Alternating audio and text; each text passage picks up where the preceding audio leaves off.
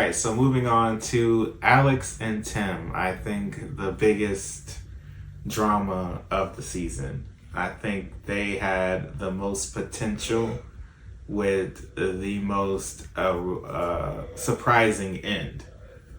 Damn, they bored you? No. Oh, so yeah, I guess the first question we could start with was, whose fault is it really? I believe it was mutual, but if I had to assign the blame, I would probably put the blame on Alex. I think Tim grew up very conservative and very, you are a black man in a white society. If you don't command respect, no one is going to respect you. If you can't even get respect from your woman, no man is ever going to respect you.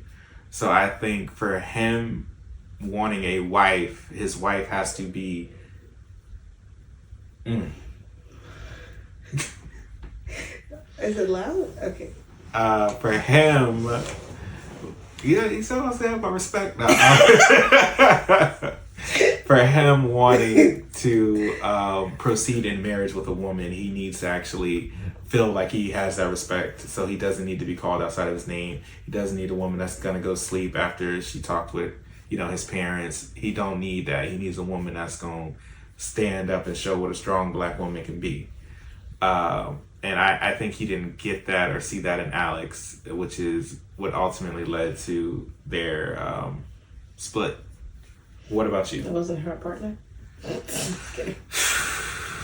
Hey. Just a theory. I would have been, I think I would have been one of them niggas that like, all right, I'll help you clean up. Like, I like, if I love you, I will help you become a better you. Like, period. At the end of the day, I will always help you become the best version of you that you could be. So I would definitely try to pitch in and help out with that. But yeah, that could have definitely been a huge blow. That was like, and you messy, you don't even clean. Like, so you are definitely not a traditional, wife. You're definitely not a traditional woman in his eyes, anyway. So yeah, I don't know if he needed a traditional as much as he seemed like he was really, at least based on his argument at the reunion, he really just wanted someone who was going to show up for him the way that he shows up for that person. And so a big thing of his was like, I went to the grocery store early that day. I bought all these meat and food to feed 6 grown-ass adults. I cooked it. I came in, I wooed, I had my sentiments, I had my letter, I had all this intention, and then my turn comes around and you're just like, and no lie, like when she did meet his parents, it didn't seem like a first meeting. Like, it was very, not somber, but just very casual with no, like, with every other person is like either like this like heightened of nerves, or it's like this excitement of like, hi, it's like, oh my god, you, like there was just none of that. It was like she had been there before and they just were like, oh, we weren't rolling. Yeah, can we reset? It was just like, so you don't think that she didn't have any energy, honestly. I didn't. So you don't think that plays into a traditional woman? Like, I mean, excitement when meeting his parents? Yeah, like showing that I'm excited to be with this man, showing that this is the best man I could ever find in my life. Like, those, I think, are qualities of a traditional woman that supports their man. I guess. That seems almost a little, for me, it just seems like almost a little too specific to be, I mean, present yourself well. Right. Be respectful. Act like you want to be there. I don't know if that's traditional or not. I don't think that's a traditional role or not, to act like you want to be there. Well, you're just perfect.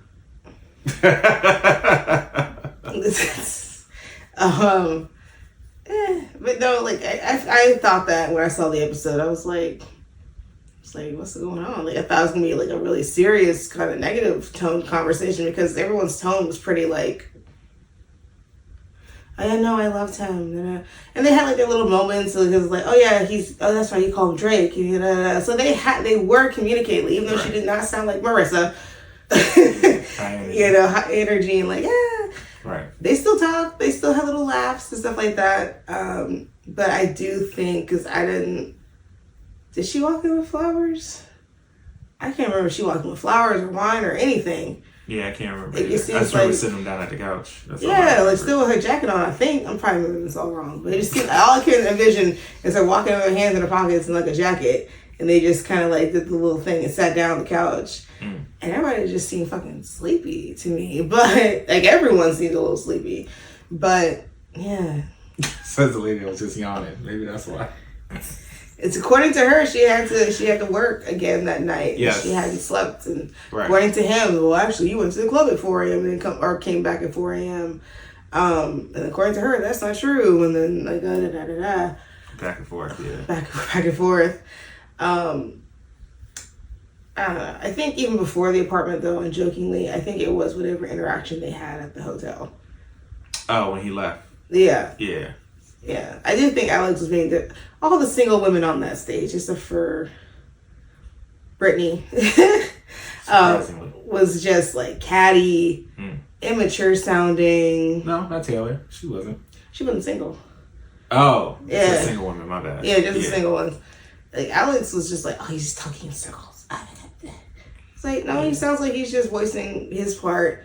None of those women wanted to hear the man speak. It was crazy. It was like, can I talk? It's like, you've been interrupting me while I'm trying to talk. Like, but yeah. So they both weren't met on that. The communication was not there. In Tim's defense, I do agree. She should have done a lot more for his parents. Like, if he went and did that, no one's saying you gotta go tit for tat. But in the beginning, you do need to show the same initiative in your actions so that you can better establish your connection and your relationship. It should never be one-sided.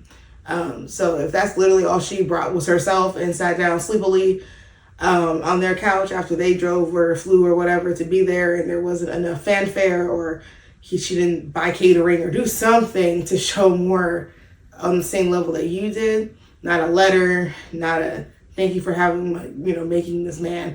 If she had none of that prepared, right. Because she seemed like she doesn't have any sentimental. She wore the bracelet that your sister had and you gave to her, and she seemed like she knew how to be mindful and sweet. But I guess, like we were saying way before, the real world set in when you left Cabo, came and you had to start working and kind of moving the two ships in the night. So a lot of things. So I think they're just both at fault. I think they both suck at communicating. They seem like they both the type to shut down and then be curt when someone is trying to still engage them in conversation after they've already shut down. Right. So y'all just not together. Okay, so going back to Cabo, the reason he did leave the room, as what we found out, was he was being called. He called a little bitch.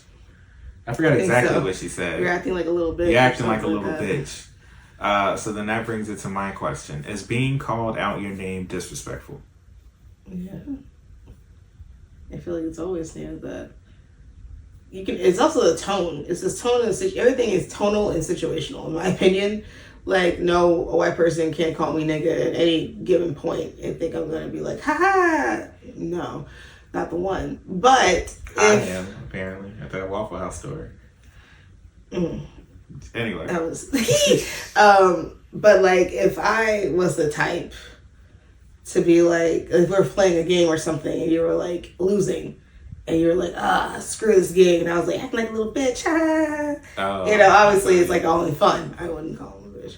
But for that situation, in the midst of him getting more heightened in his emotion, trying to figure out what's wrong with you, you're acting like he's the enemy, he's like, what the fuck, or whatever that was, and then for you to come out and be like, you acting like a little bitch.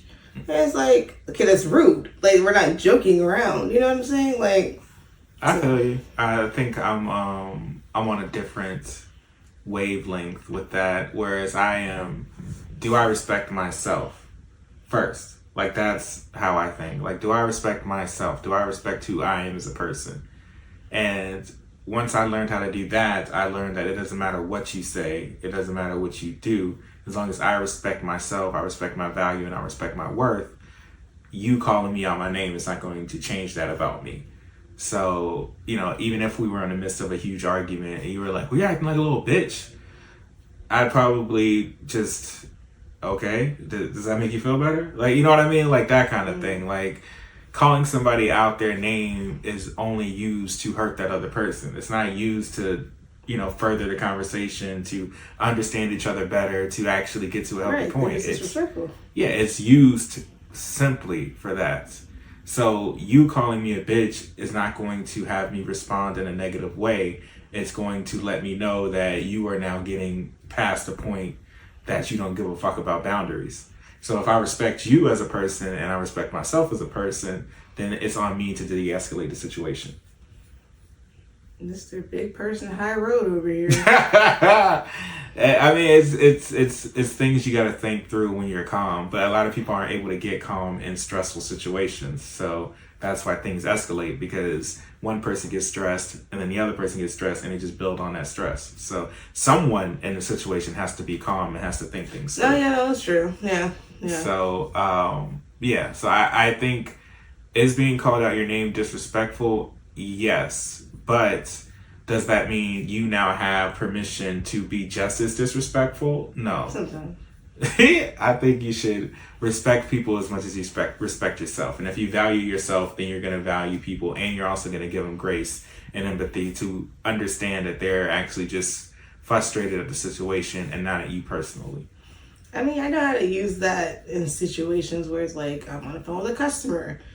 Right. Obviously can't call them out their name, you know what I mean? Right. They probably called me out mine, gotta keep that professionalism. Yeah. If it's someone that I love, who I also know loves me, I'm not gonna take it as disrespect, as you said. But if it's like a stranger, no, it's not gonna change me, and not every reaction will I be this grandeur reaction of like, you called me, what? Like, anybody got time? I don't have the energy to respond that much.